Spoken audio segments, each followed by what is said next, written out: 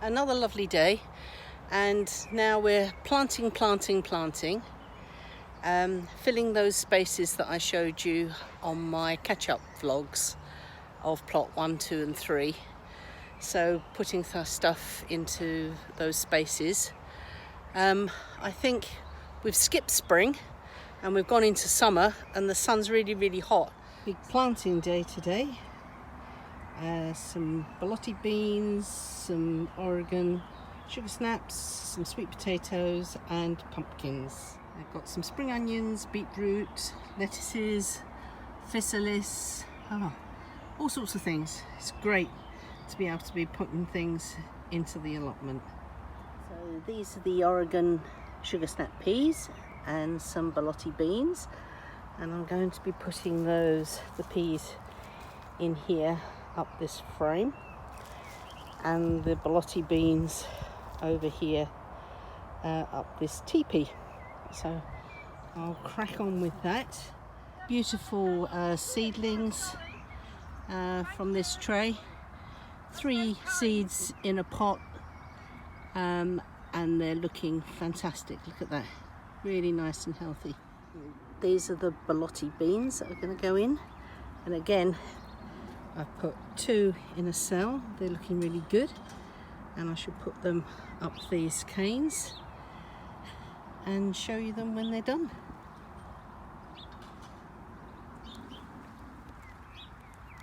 I've got 2 trays of beetroot multi-sown and a tray of spring onions multi-sown, and I'm going to interplant with the tomatoes here on plot 1. So where the line is, I shall put a row of spring onions, and in between the pots of the tomatoes I'm going to put a small clump of beetroot, and I will put beetroot and spring onions amongst all of the tomatoes I've grown, and that's a good way of using space and intercropping.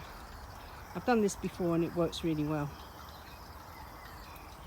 So the reason why I'm interplanting here with the beetroot is for a number of reasons. One is to maximise growing space.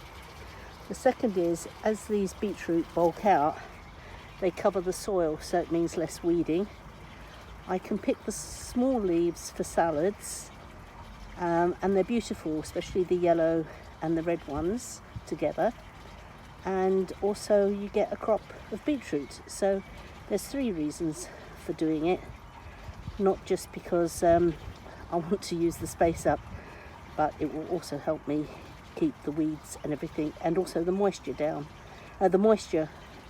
up, because the leaves will cover the soil in the baking sun, so when I water it will keep the moisture in the soil a bit more. Spring onions and beetroot are all in. I shall give them a really good water now, and in no time you will see the difference. They look absolutely tiny and pathetic at the moment, but they will bulk up, especially in this lovely warm weather. Purple sweet potatoes in what was our carrot bed, which are old water tanks. I'm going to give these a try, as we had carrot fly in here last year, so I'm not planting carrots in here again.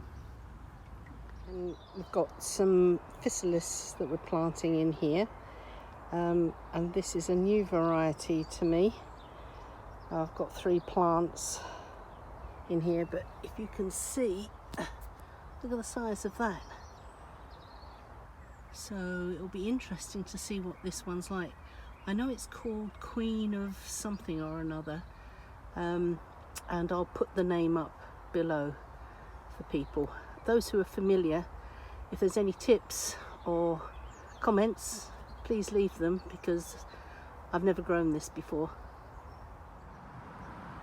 So after saying that we only do 2 sisters, which is the sweet corn and pumpkin, I then did 3 sisters by putting in 1 climbing French bean, and now I'm going to try 4 sisters, and I'm going to plant some lettuces, and this one's Navara, and this one's speckled hen, because by the time these corn get big, I will be able to reach these lettuces for just picking or cropping the whole lettuce. So let's see how we go. The potatoes are now all flowering and they look absolutely beautiful. I read somewhere, or somebody said, that you should pick the flowers off so that the energy goes into the potatoes. But actually, I quite like them and I like looking at them. So we always get a good crop, so I'm going to just leave them on. But I'm by the 1 to 2 peas, and I just wanted to show you the size that they're coming off, and they're really, really sweet. So this is definitely a must grow again next year. I also thought I'd show you my picking pouch, which is just here, and it's strapped onto my waist. So as I'm picking these 1 to 2 peas, I can just drop them in, no hands. It's fantastic. I bought this a couple of years ago, and it was really for when we were picking fruit like the berries, but I found it invaluable for doing things like the smaller things like cherry tomatoes, these peas, beans. So yeah, I'd recommend them. I know that you can get a bigger one, which we may consider.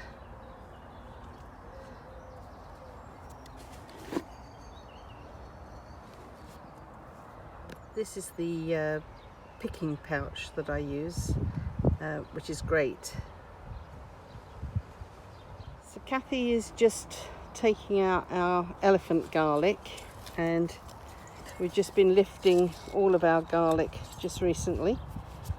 We've had a good crop, and I'll put a picture in. Let's have a look how they're doing. Whoa, look at that. That's a nice one. We could have left it in another week or two, but we actually want the space. So wonderful. And here's some of the others that she's lifted so far. We've been planting a lot of our courgettes and squashes, and whilst they're still small, we put in a water feed and a stick, and I'll show you why that is. So we pop in this cut off drinks bottle here like this, and then we pop in a stick, a cane, like that. So what this does is, when the pumpkins are really big and you can't see where to water, we water and feed down here, which will go immediately into the roots, and we can see where this bottle is by the cane. So we'll do that on all of our courgettes and all of our squashes, so that we can feed and water them effectively, particularly when they get big and it's really hot and you want to make the most of the little water that we have. So we're going to lift some of these fennel for tea tonight, and they should be delicious. They look really big. So I'm just going to pop the fork in to lift it, just to loosen it, not to lift it, just to loosen them.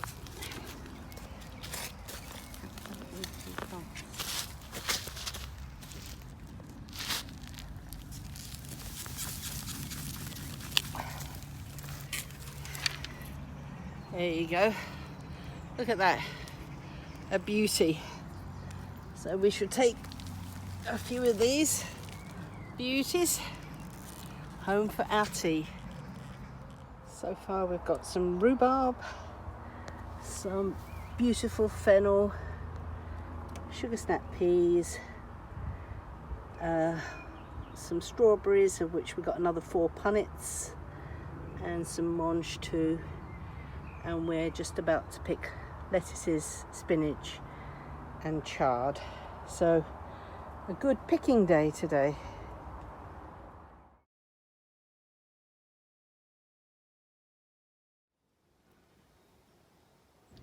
We've got 3 pots of early potatoes we popped in earlier on this year, and all the foliage now has died down, so I've decided that we'll have a little reveal and see if there's anything underneath. We popped these canes in, as you saw in a previous video, just to hold the greenery up, so I should take these out.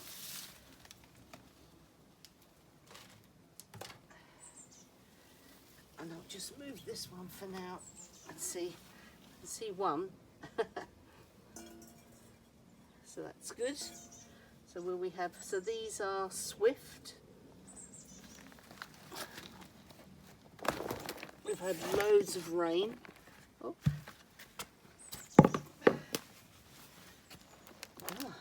Okay.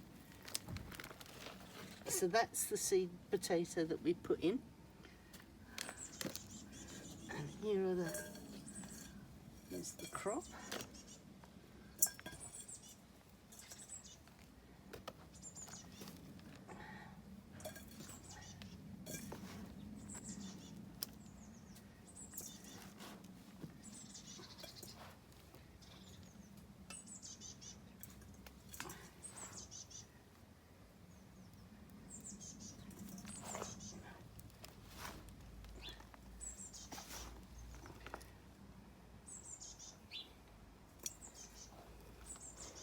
So it's not looking bad, is it? I think we put 2 seed potatoes in. And this was in recycled compost from last year's tomatoes. So I've only found 1 seed potato, so maybe there was only 1, but I thought I had 2. I'm just going to do a little pause because someone is climbing in the tree after the poor birds. Hopefully they've flown out. So back to the potatoes. I told you that Winky gets everywhere. So this is from, I think it's either 1 or 2 seed potatoes in a pot. These will be cooked as new potatoes. That's a decent size. The question is it worth it? What do you think? Is it worth growing some early potatoes in pots?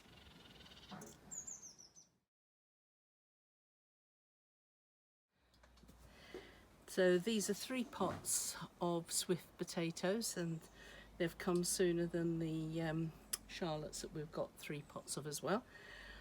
I'm going to weigh them and I'll put the weight underneath to see how many we've got. And then I'll need to answer the question for myself, and your views would be really welcome. Is it worth starting some potatoes off in pots? So this is the potatoes from 3 buckets of, well, pots of Swift. And they're not bad. Let's see what we've got in weight. Ready, and that's not bad. It's about 3.5 pounds, or just over 1.5 kilos. So that's not bad really, and it will make a good few dinners, and it's lovely to have our own potatoes. And we've got poached salmon this evening for tea, so that will go lovely.